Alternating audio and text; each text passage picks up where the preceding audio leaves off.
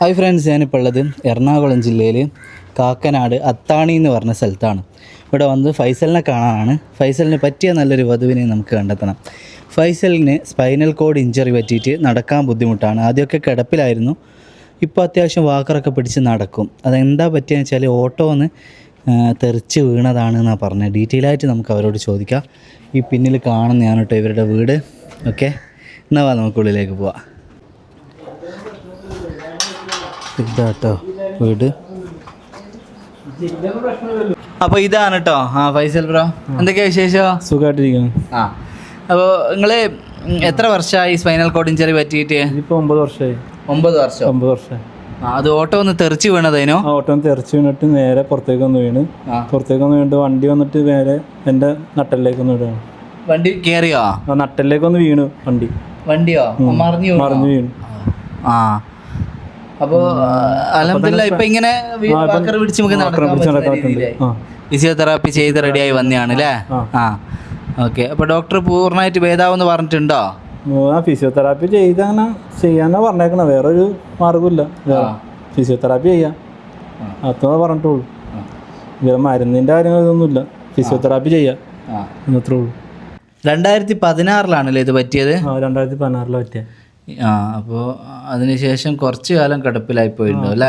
കുറച്ച് കാലം കിടപ്പിലായി പോയി. ഒരു 1.5 വർഷത്തോളം കിടപ്പിലായി പോയി. ഫുള്ളായിട്ട് കിടപ്പിലായി പോയി. പിന്നെ ഫിസിയോതെറാപ്പി ചെയ്തിട്ടാണ് നേരെ ഇത്രയും വരെ ആയത്. നമ്മൾ എന്താ ജോലി ചെയ്യുന്നേ? എനിക്ക് അപ്പോസിൽ വർക്കാണ്. അപ്പോസിൽ എന്ന് പറഞ്ഞാൽ സീറ്റ് കവറിൻ്റെയും പിന്നെ ബോഡി വർക്ക് അല്ലേ? സീറ്റ് കവറിൻ്റെ, കാറിൻ്റെ, ബൈക്കിൻ്റെ സെറ്റ് വർക്കൊക്കെ എല്ലാത്തിൻ്റെ കവർ. അതുപോലെ ഓട്ടോൻ്റെ ബോഡി ചെയ്യലുണ്ടോ? Auto full work, full body. അതിൻ്റെ വർക്ക് അത് നിങ്ങളെ സ്വന്തം ഷോപ്പാ? സ്വന്തം ഷോപ്പാ. അനിയനും ഏട്ടനും കൂടി ഇവർ രണ്ടാളും കൂടിയിട്ടുള്ള ഷോപ്പാണ്. ഫൈസൽ ബ്രോൻ്റെ അനിയനും കൂടിയിട്ട്. ഇപ്പം എന്താ ചെയ്യുന്നത്? കൺസ്ട്രക്ഷൻ വർക്കാണ്. കൺസ്ട്രക്ഷൻ. അത് ശരി. സ്വന്തം വീടാണ് കാക്കനാട് അല്ലേ? കാക്കനാട് അത്താണിയിലാണ് കറക്റ്റ് സ്ഥലം. ഇവിടുന്ന് കാക്കനാട് കുറഞ്ഞ ദൂരമേ ഉള്ളൂ കേട്ടോ. നമ്മൾ ദൂരം നോക്കുന്നുണ്ടോ? ദൂരം അങ്ങനെ നോക്കുന്നില്ല. ഏതായാലും കുഴപ്പമില്ല, ഏത് ജില്ല ആയാലും പ്രശ്നമില്ല. നമ്മൾ മനസ്സിലാക്കുന്ന നല്ലൊരു പാർട്ണറിനെ കണ്ടെത്തണം. എവിടെയാണെങ്കിലും കുഴപ്പമില്ല, നല്ലൊരാളെ കണ്ടെത്തുക എന്നുള്ളതാണ്. അപ്പോൾ നിങ്ങൾ മാക്സിമം വീഡിയോ ഷെയർ ചെയ്യണം, കൂടെ നിൽക്കണം കേട്ടോ. ഓക്കെ. എത്ര വയസ്സായി? 33 വയസ്സ്. 33 അല്ലേ? നമുക്ക് എത്ര വരെയുള്ള ആലോചന പറ്റുമോ? നമുക്കൊരു 30 വയസ്സ് വരെ നോക്കാം, മാക്സിമം 30. അപ്പോൾ 30 വയസ്സെന്ന് പറയുമ്പോൾ ഡിവോഴ്സ് ആയതോ അല്ലേ ഭർത്താവ് മരിച്ചതോ നമ്മൾ സ്വീകരിക്കുക? ബാധ്യതകളില്ലാത്ത അതും നമ്മൾ സ്വീകരിക്കും. നിങ്ങളെല്ലാ കാര്യങ്ങളും സ്വന്തമായിട്ട് ചെയ്യാൻ പറ്റൂലേ? സ്വന്തമായിട്ട് ചെയ്യാം. ഒരാളെ ഹെൽപ്പ് ഒന്നും അങ്ങനെ ഹെൽപ്പ് വെച്ചാൽ ഫുഡ് എടുത്ത് തരണം, അത് ഇത് മാത്രമേ ഉള്ളൂ.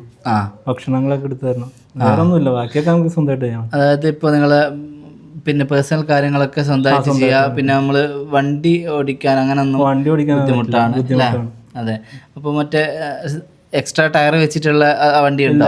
ഇല്ല, അനിയൻ തന്നെ കൊണ്ടുപോകും. കൊണ്ടാക്കലൊക്കെ അനിയൻ തന്നെയാണ്. മെയിനായിട്ട് നമുക്കൊരു ബലക്കുറവ് കാലിനാണ് അല്ലേ?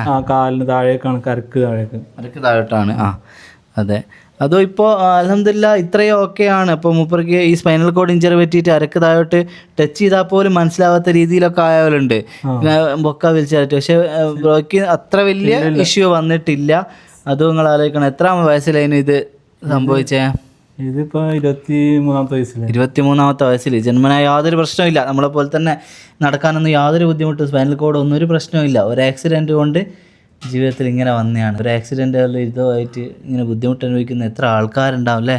അപ്പോൾ തീർച്ചയായിട്ടും നല്ലൊരു വധുവിനെ നമുക്ക് കണ്ടെത്തണം. ഭർത്താവ് മരിച്ചതോ അല്ലെങ്കിൽ ഡിവോഴ്സ് ആയതൊക്കെ നമ്മൾ സ്വീകരിക്കും. കുട്ടികളില്ലാത്തത് അല്ലേ? ഒരു കുട്ടിയായാലും അങ്ങനെയൊന്നും കുട്ടികൾ ഇല്ലാത്ത തന്നെയല്ലേ? കുട്ടികളില്ലാത്ത തന്നെയാണ് നോക്കുന്നത്. ഇപ്പോൾ ഡിവോഴ്സ് ആയ ആൾക്കാരൊക്കെ തീർച്ചയായിട്ടും കോൺടാക്ട് ചെയ്യുക. ഇവർക്ക് ജോലിയൊക്കെ ഉണ്ട്, ജോലി ചെയ്ത് സ്വന്തം ബിസിനസ് കാര്യമൊക്കെ ആണല്ലോ സ്വന്തമായിട്ട്. നിങ്ങൾക്ക് ആ വർക്കൊക്കെ ചെയ്യുന്നതിനൊന്നും ബുദ്ധിമുട്ടൊന്നും ഇല്ലല്ലോ? അപ്പോൾ നടക്കുമ്പോൾ ഒരു പെയിനോ അങ്ങനെ എന്ത് തോന്നാറുണ്ടോ? പെയിനൊന്നുമില്ല, വാക്കറിൽ നടക്കാം, പെയിനൊന്നുമില്ല. പക്ഷെ അത് ബലായി വരണം. അതെ, അതാണ്. പിന്നെ നിങ്ങൾക്ക് വേറെ എന്താ പറയാനുള്ളത്? എങ്ങനെയുള്ള പെൺകുട്ടീനെ വേണ്ടേ? പെൺകുട്ടിയെ നമ്മളെ കാര്യങ്ങൾ മനസ്സിലാക്കി സ്നേഹിക്കാൻ പറ്റിയൊരു പെണ്ണ്, അത്രേ ഉള്ളൂ. അതെ. ജീവിതകാലം നമ്മളെ ഇട്ടിട്ട് പോകാൻ നിൽക്കരുത് പകുതിക്ക്. എല്ലാം അറിഞ്ഞിട്ട് വേണം വന്നിട്ട് നമ്മുടെ ജീവിതകാലം മുഴുവൻ കൂടെ ഉണ്ടാവണം.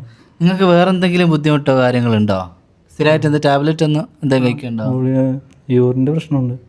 ആ യൂറിൻ ട്യൂബ് ഇട്ട് കളയേണ്ടി വരും ഇടയ്ക്ക് അല്ലേ? ആ പിന്നെ വേറെ പ്രശ്നങ്ങളൊന്നുമില്ല. ആ അത് ഇടയ്ക്ക് മാത്രമാണ്. ബാത്റൂമിൽ പോകാറുണ്ട്. ആ ഡോക്ടർ പറഞ്ഞേക്കണം അങ്ങനെ ചെയ്യാൻ, എത്ര യൂറിൻ ട്യൂബ് ഇട്ട് കളയണമെന്ന് പറഞ്ഞേക്കണം. ആ സ്വന്തമായിട്ട് തന്നെ ഇട്ട് കളയും.